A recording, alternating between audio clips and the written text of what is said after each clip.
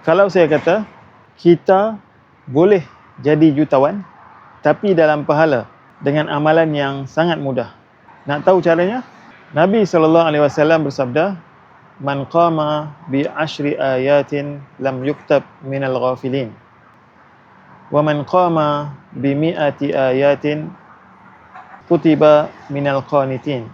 Wa man qama bi alfi ayat kutiba minal muqantarin. Sesiapa yang solat malam dengan 10 ayat tidak ditulis sebagai orang yang lalai. Yang baca 100 ayat ditulis sebagai orang yang taat.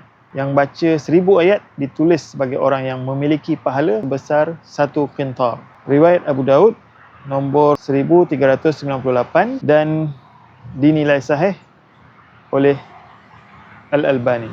Apa itu qintar? Kata ulama, 1 qintar bersamaan dengan 4000 dinar emas. 1 dinar bersamaan dengan 4.25 gram emas.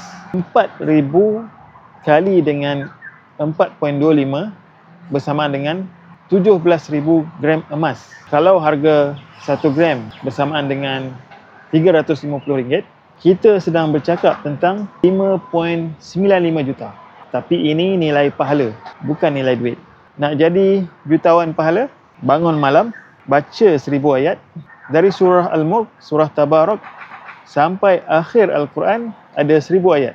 Dalam 10 Zulhijjah ini, amal yang kecil bersamaan dengan pahala yang luar biasa. Masa kita tidur, ramai sedang kumpul pahala. Masa kita scroll, ada orang kumpul qintar. Jadi, saya dan anda nak tunggu bila lagi? Komen, saya nak jadi jutawan pahala. Follow untuk episod 6, amalan paling mudah tapi paling Allah suka dalam 10 hari ini.